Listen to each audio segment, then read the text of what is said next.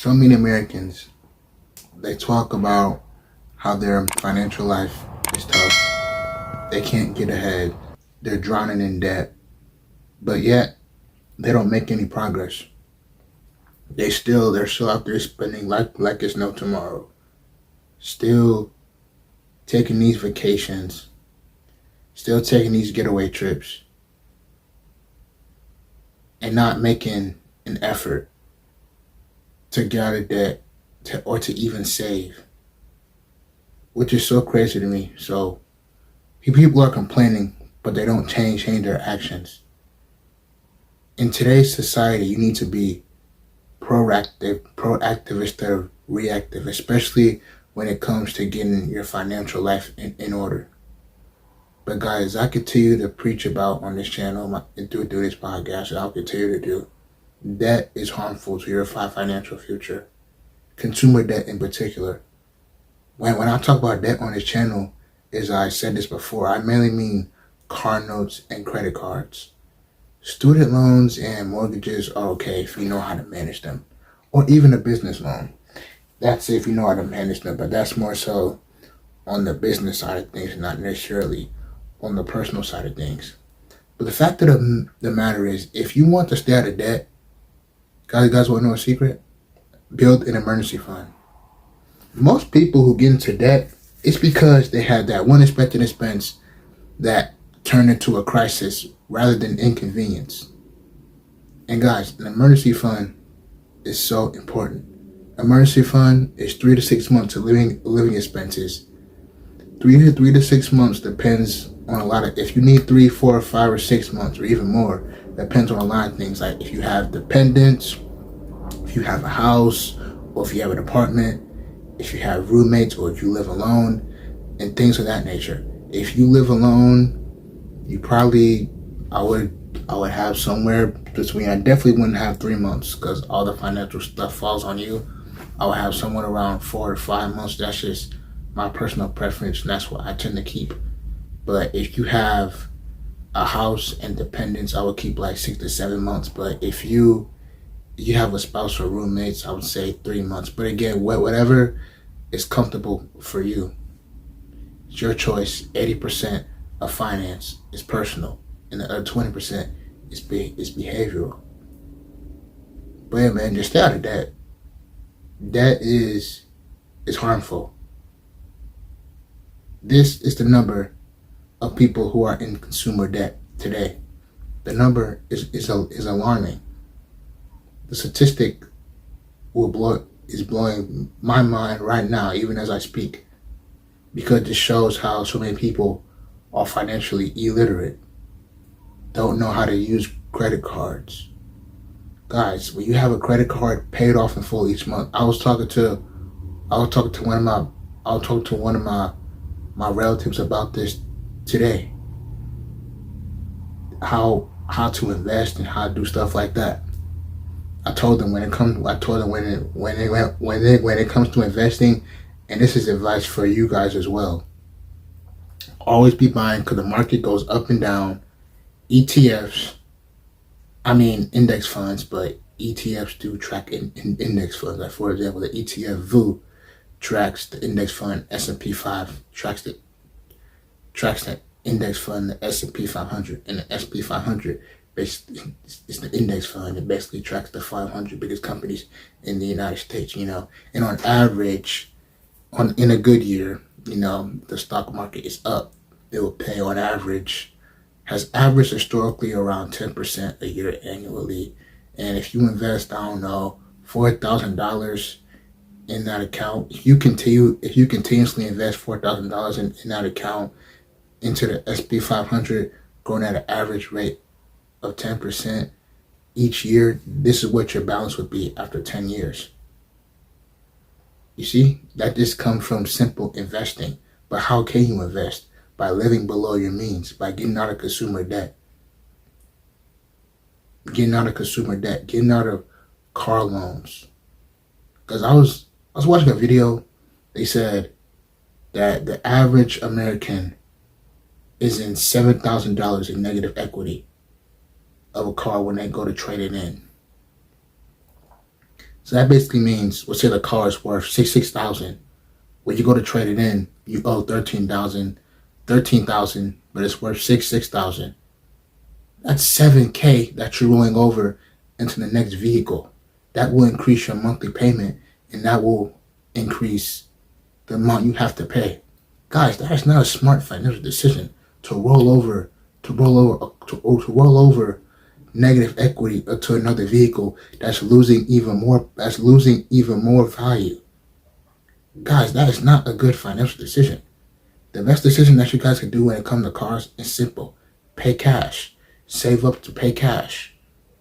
Now, I know everybody can't do that, but there are cars that you could find that are in the 5 to 10 or even a couple $1,000.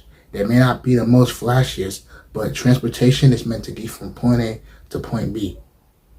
Look, from my knowledge, look at things like Hondas or Toyotas. Those are the most reliable and those are the most cheapest in this economy, because as we all know, cars are not cheap. Cars are not cheap. They're only gonna continue to go up, in my opinion. But you guys get my point. So many Americans, they talk about how life is hard financially, but they're still even then they're still going into more credit card debt. They're still going into more car loans. They continuously drive their wealth down the drain. And better yet, they can't even save for an emergency fund. That's crazy to me. Have car loans, all these car loans and all this credit card debt, but you can't even save for something that's going to help you, for something that's going to protect you from going into even more debt. An emergency fund is simple. Emergency fund is the foundation to your financial life because it protects you, because it protects everything else. Without no emergency fund, to me, is equivalent to swimming in a pool where you can't stand up in without no life jacket. Because when that unexpected expense hit, you're gonna sink into more debt. You're gonna 9 times out of 10, when a person doesn't have an emergency fund and they have an emergency bill they have to pay, like a car repair or appliance or something like that, they're gonna use credit cards or even a payday loan. Now, don't get a payday loan because that is predatory. To me, that's worse than credit cards within itself. And so many people are doing that. But not only that, people are using Klarna, financing fast food. What? Financing stuff on DoorDash. What? They say, but the interest is 0%. Still don't do it. Because a lot of people do this because they get sucked into, okay, let's say this purchase overall is $30. Oh, but I only gotta pay, let's say it's $20. Overall, $20. Oh, but I could split this up into 4 easy payments. I could pay 5 here, 5 there, 5 here, 5 there. And then what happens is, 1, you get sucked into even more debt. And number 2, your mind just has all this mental clutter. And if you miss a payment, interest starts to pile up or fees start to pile up. I don't know how that works in particular. But also, not only that, you're still paying for something that you enjoyed, I don't know, a week or 2 weeks ago or a month ago at that. Let that sink in. You're still paying for something that a month later you find yourself still paying for something that you ate a month ago into your digestive system and things of that nature, and you're still paying for it, all because you financed it. Just pay cash for everything. If you can't pay cash for a house, that's fine. Most people are not paying cash for a house because mortgages, they go up in value. That is debt that would be considered good debt. Guys, a lot of people think bad car notes are good debt. Somebody once told me that. I was like, no, they're not car debt. They're not good debt. Car notes are not good debt. Cars are not a form of good debt.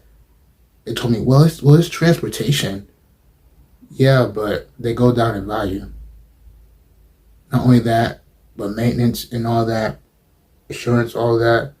I just don't understand how people can keep their transportation costs under 20% if they have a car note and you start to pay for insurance, gas, maintenance, and things of that nature.